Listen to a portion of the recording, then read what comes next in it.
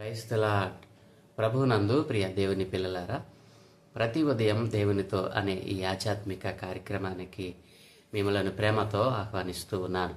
నేటి వాక్య ధ్యానముగా ఆది కాండము 1వ అధ్యాయము 1వ వచనాన్ని చదువుకుందాం. ఆది యందు దేవుడు భూమి ఆకాశములను సృజించెను. ఆమేన్.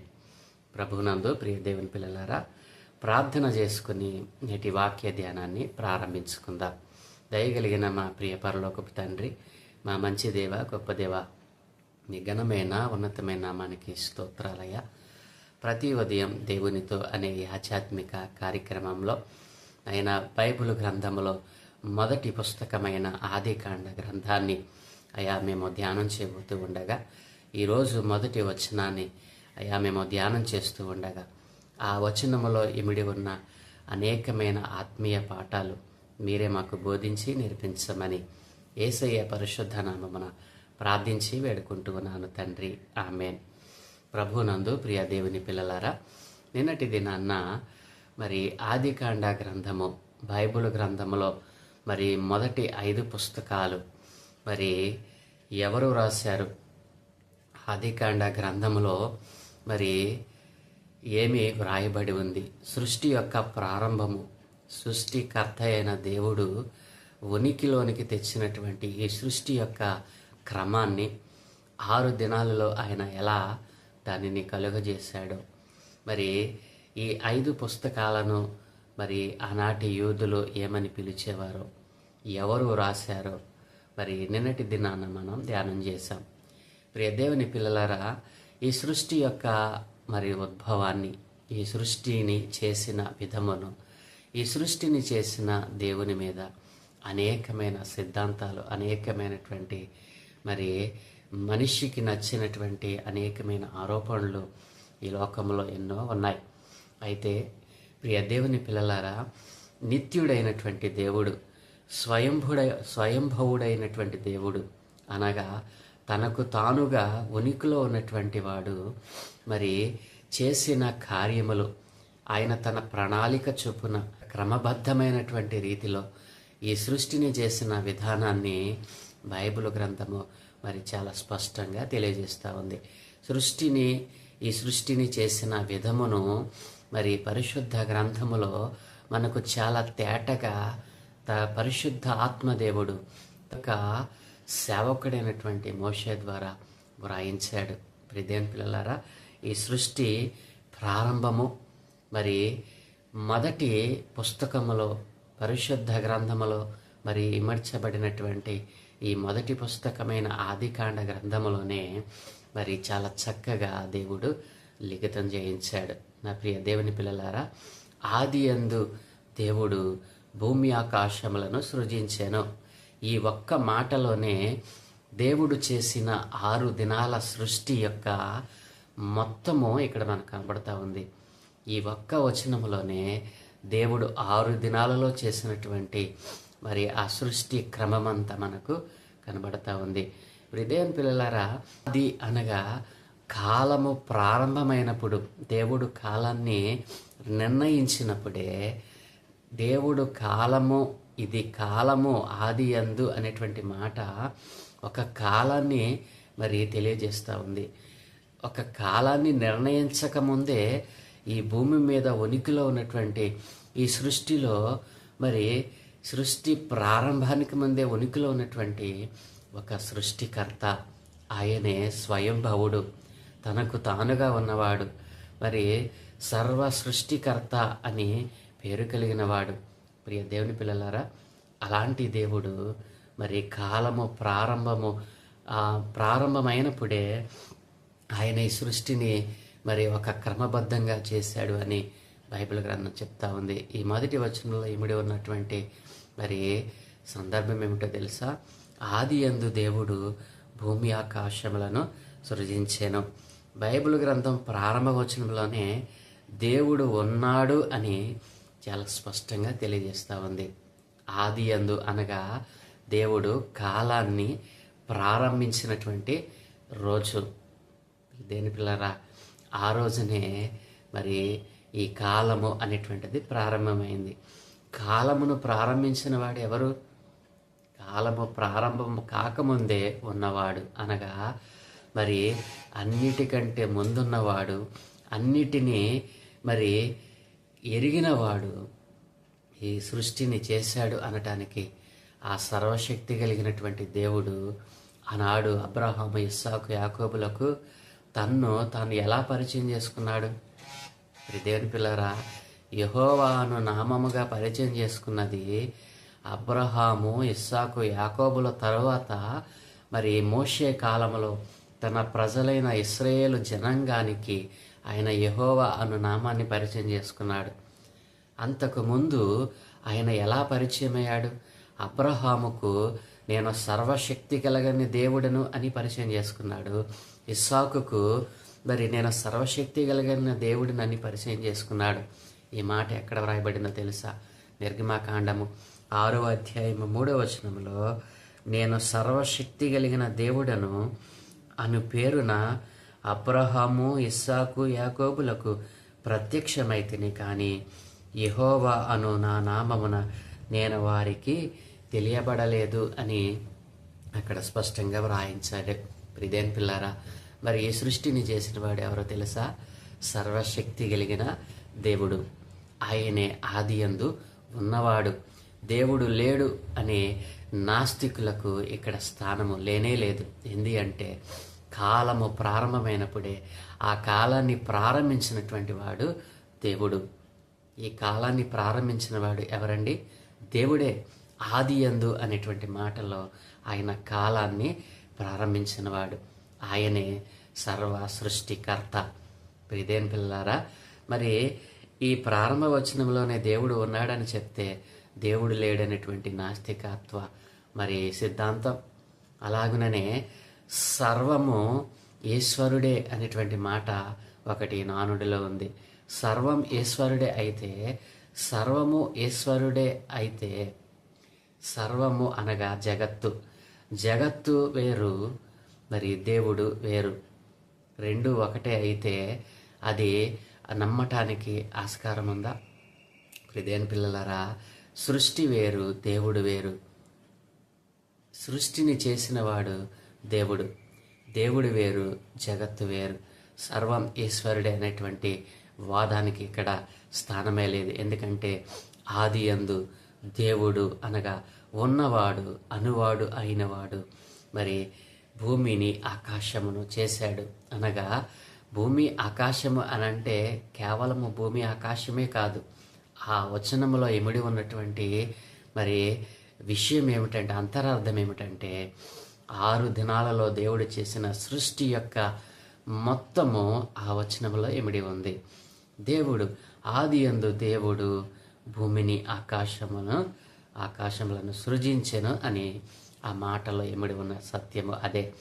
ఇక్కడ ఆ మొదటి వచనాన్ని మనం తీసుకుని ఆదియందు దేవుడు ఉన్నాడు కాబట్టి అనేక దైవాలను నమ్మే బహు దేవతారాధన అనేటువంటిది లేదు అని బైబిల్ గ్రంథం స్పష్టంగా చెప్తా ఉంది. ఆదియందు దేవుళ్ళు అని అక్కడ రాయబడలేదు, ఆదియందు దేవుడు అన్నాడు. అంటే ఒకే దేవుడు. ఇక్కడ బహు దేవతారాధనకు ఆస్కారమే లేదు. ప్రియదేని పిల్లారా, అర్థమవుతుంది కాదు?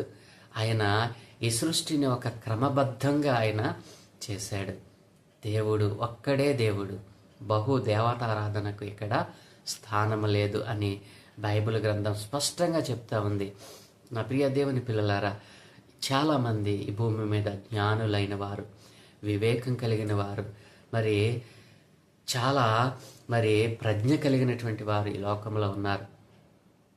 మరి మన దురదృష్టం ఏమిటంటే చాలామంది అంత జ్ఞానం కలిగిన, ప్రజ్ఞ కలిగిన వారు కూడా ఈ సత్యాన్ని అంగీకరించకపోవడానికి కారణం ఏంటో తెలుసా? ఈ లోక అధికారి అపవాది వారి కన్నులకు మంద దృష్టి కలిగించాడు, వారి జ్ఞానాన్ని అజ్ఞానంగా మార్చాడు. వారు సత్యాన్ని అన్వేషించకుండా వారి మనోనేత్రాలకు గురుడ్డితనాన్ని కలుగజేసిన కారణాన్ని బట్టి. కాబట్టి ప్రియ దేవుని పిల్లలారా, మరి దేవుడు ఒక్కడే, బహు దేవతారాధనకు ఇక్కడ స్థానం లేదు. ఈ మొదటి వచనంలో ఇమిడి ఉన్నటువంటి సత్యము అదే. ఆదియందు దేవుడు దేవుడు, జాగ్రత్తగా నా మాట వింటూ ఉన్నారు కదూ, ఆది యందు దేవుడు దేవుళ్ళు కాదు. నా ప్రియ దేవుని పిల్లలారా, భూమిని ఆకాశమును చేశాడు అనంటే ఈ భూమిలో ఉన్నటువంటి, ఈ భూమి కింద, భూమి పైన, ఆకాశము క్రింద ఉన్నటువంటి ఈ సమస్త సృష్టి కూడా దేవుడు అంటే ఒకే దేవుడు చేశాడు అని మరి స్పష్టంగా బైబిల్ గ్రంథం తెలియజేస్తూ ఉంది. కాబట్టి ప్రియ దేవుని పిల్లలారా, దీనిలో అనేకమైనటువంటి సిద్ధాంతాలు, ఎవరికి నచ్చినటువంటి సిద్ధాంతాలను వారు చెబుతూ వచ్చారు. ప్రియ దేవుని పిల్లలారా, ఏది ఏమైనా దేవుడు మరి బైబిల్ గ్రంథంలోని ప్రారంభ వచనం దేవుడు సృష్టిని చేశాడని చెప్పడం మాత్రమే కాదు, ఆ సృష్టిని ఎప్పుడు చేశాడో కూడా మరి తెలియజేస్తూ ఉంది. ఆది యందు అన్నప్పుడు దేవుడు కాలాన్ని ఉనికిలోనికి తెచ్చాడు. ప్రియదేవుని పిల్ల, ఎప్పుడైనా ఆలోచన చేశారా, కాలము ఎప్పుడు ప్రారంభమైంది? అసలు కాలాన్ని ఉనికిలోకి తెచ్చిన వాడే నేను ప్రకటిస్తున్నటువంటి సర్వశక్తి కలిగిన దేవుడు. ఆయనే మరి ఈ లోకంలో ఉనికి కలిగి ఉన్నవాడు. ఇప్పటికీ ఆయన ఉనికిని చాటుతున్నటువంటి దేవుడు. హల్లెలూయా. ప్రియ దేవుని పిల్లలరా, మరి కాలాన్ని ఉనికిలోనికి తీసుకుని వచ్చిన వెంటనే ఈ సమస్త సృష్టిని కూడా ఒక క్రమబద్ధంగా ఆయన చేశాడు. నా ప్రియ దేవుని పిల్లలు ఆలోచించండి, క్రమబద్ధంగా అనేటువంటి మాట చాలా శ్రేష్టమైనది. మరి తనకు నచ్చినది నచ్చిన రోజున చేయడం కాదు, తనకు నచ్చినది మాత్రమే చేయడం కాదు, ఒక క్రమబద్ధంగా చేసినవాడు. దేవుని యొక్క గుణ లక్షణాలు ఈ యొక్క మొదటి వచనంలోనే మనకు తేట తెల్లమవుతా ఉన్నాయి. దేవుడు అనేవాడు ఎలా ఉండాలి, దేవుడు అనే వానికి ఉండవలసిన గుణలక్షణాలు ఏమిటి, మరి ఈ సృష్టిని చేసినప్పుడు ఆ సృష్టి యొక్క ఉద్దేశం ఏమిటో ఆయనలో మనకు చాలా స్పష్టంగా కనపడతా ఉన్నాయి. నా ప్రియ దేవుని పిల్లలారా, ఆలోచన చేయండి.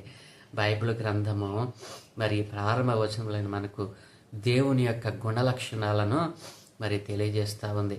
మరి బైబిల్ గ్రంథం అంతా కూడా ఆ సృష్టిని చేసిన ఆ సర్వశక్తి కలిగిన దేవుని యొక్క గుణలక్షణాలను మరి నొక్కి వక్కాణిస్తూ ఉన్నాయి.